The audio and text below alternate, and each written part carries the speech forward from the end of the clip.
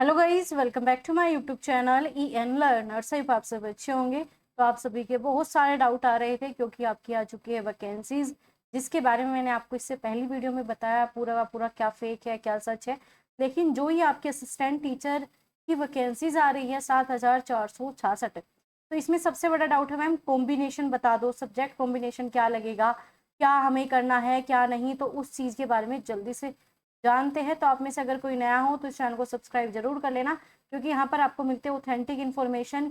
यहाँ पर जो भी चीज़ें आपको प्रोवाइड की जाती है या तो की नहीं जाएगी, अगर ऑथेंटिक नहीं है तो यहाँ पर जो है आपको ऑथेंटिक इन्फॉर्मेशन के लिए चैनल को सब्सक्राइब और हाँ शेयर जरूर कर देना अपने दोस्तों के साथ जो क्या भूल जाते हो। चलिए स्टार्ट करते हैं। तो अगर हम बात करें आपका ये जो पूरा का पूरा सरकारी गजट उत्तर प्रदेश आया था, इसी में आपका पूरा का पूरा कॉम्बिनेशन, और ये आपका 30 जनवरी 2025 का ही है। तो इतनी जल्दी आपके कॉम्बिनेशन चेंज नहीं होने वाले, ये नया ही कॉम्बिनेशन है।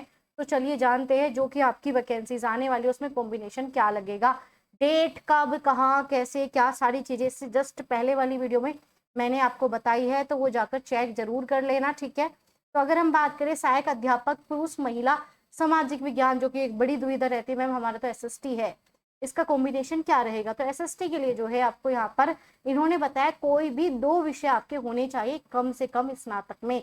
आपने अपनी यूजी 2 सब्जेक्ट से की हो, चाहे मेल हो फीमेल हो, कोई इसका यहाँ पर फर्क है नहीं। इन्होंने बताया जैसे कि आपका इतिहास, भूगोल, राजनीतिक विज्ञान, अर्थशास्त्र, इन चारों में से ही कोई 2 सब्जेक्ट अगर आपके पास है तो आप वैलिड हो, आप अप्लाई कर सकते हो, अन्यथा नहीं कर सकते। अब आप कहोगे मैम एज के लिए बता दो। एज के लिए पहली वाली वीडियो में बताया हुआ है 40 के आसपास, मतलब 40 से ऊपर नहीं होने चाहिए। तो पहले वाली वीडियो जरूर चेक करनी है आपको। तो अगर हम बात करें यहाँ पर अंग्रेजी के लिए, तो अंग्रेजी का कोई इतना इशू होता नहीं है, किसी भी बच्चे को नहीं होता। इनका सिंपल है कि स्नातक कर रखी है तो आप अप्लाई कर सकते हो, और बीएड आपने कर रखी हो, ये 2 चीजें प्यारी सी मांगी गई है।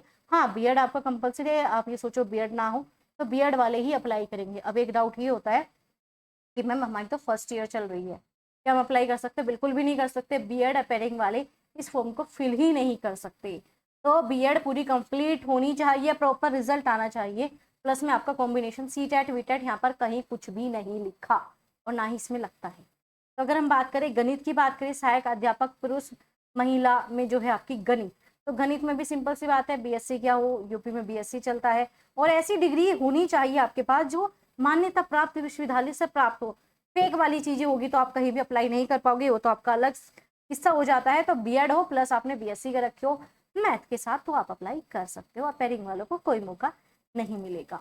आगे हम बात करें आपका विज्ञान के लिए भी यही सिस्टम है, ठीक है। विज्ञान के लिए क्या सिस्टम है कि भौतिक विज्ञान और रासायनिक विज्ञान के साथ जब आपने स्नातक की हो तो कोई भी 2 विषय के साथ ही होती है, सिंपल सी बात है। तो इसमें 2 विषय आप लेते ही हो अगर बीएससी कर रहे हो, तो साइंस वालों को कोई प्रॉब्लम होती ही नहीं है। जीव विज्ञान के लिए भी यही है, आपने या तो बायोलॉजी ली हो, प्लस में आपका क्या होना चाहिए स्नातक में वनस्पति विज्ञान हो, तो ये 2 मांगी गई है। तो ये बहुत अच्छा कॉम्बिनेशन है, कोई इतनी बड़ी बात है नहीं। हाँ हिंदी के लिए बहुत बड़ी दुविधा है, हिंदी का सबसे बड़ा काम है। इन्होंने बताया कि हिंदी में स्नातक के साथ साथ एक विषय के रूप में संस्कृत होना चाहिए। इसके ऊपर मैंने प्रॉपर एक वीडियो बनाई है, हिंदी का तो कॉम्बिनेशन ही समझ नहीं आता बच्चों को। तो यहाँ पे इन्होंने बताया आपकी अगर यूजी है, यूजी में अगर आपने हिंदी गलती से ले ली है या जानबूझकर ली है तो संस्कृत होनी जरूरी है। तो हिंदी प्लस संस्कृत दोनों जरूरी है, अगर ये नहीं है तो आपका ये अप्लाई नहीं कर सकते। या फिर इन्होंने बताया है कि आपने एक फॉर्म आता है या फिर एक कह सकते हैं डिप्लोमा बनता है उत्तर प्रदेश संस्कृत शिक्षा परिषद में उत्तर मध्यमा परीक्षा उत्तीर्ण की हो तो भी अप्लाई कर सकते, ठीक है। स्नातक में संस्कृत करो, नहीं है तो आप जो है एक आपका उत्तर माध्य परीक्षा उत्तीर्ण करनी पड़ती है, वो कर लो तो भी आप अप्लाई कर सकते हो, क्योंकि बहुत से बच्चों को कॉम्बिनेशन नहीं बनता तो वो इस परीक्षा को पास कर सकते हैं। स्नातक के लिए ही है, सहायक अध्यापक के लिए तो ये भी आप अच्छा कर सकते हो, प्लस आपका बीएड भी है, ओके। तो ऐसे आप जो है इसमें अप्लाई कर सकते हो। अगर हम बात करें संस्कृत, तो संस्कृत में सिंपल सी बात है, संस्कृत ले रखी हो तो आप अप्लाई कर सकते हो, संस्कृत कोई बात है ही नहीं। लैंग्वेज में इतनी प्रॉब्लम नहीं होती हिंदी को छोड़कर, बाकी किसी उर्दू में भी आपने अपने स्नातक की हो, फारसी में भी ऐसे ही है और आपका अरबी में भी ऐसे ही है। तो इसी प्रकार से इन्होंने कला में आपका बड़ा यही है, स्नातक में आपने कला की हो तो कर सकते हो प्लस बीएड, बस। तो बाकी सभी किसी भी सब्जेक्ट में कॉम्बिनेशन में आपको प्रॉब्लम लगती नहीं होगी।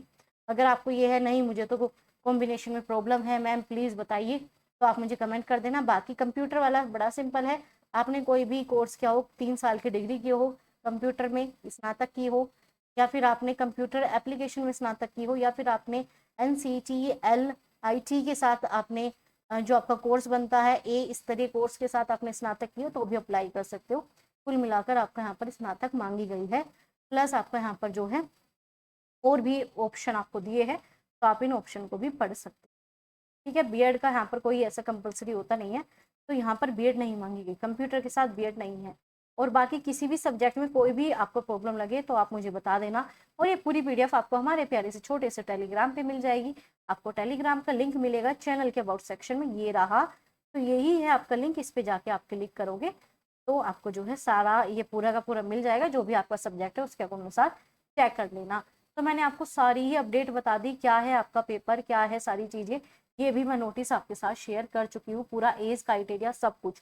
OTR के अगर बारे में जानना है, OTR बहुत ही सिंपल चीज़ें है, तो अगर आपको उत्तर प्रदेश लोक सेवा आयोग के लिए आपको OTR के बारे में जानना ही पड़ेगा, तो इसके लिए जल्दी ही आपको वीडियो मिल जाएगी।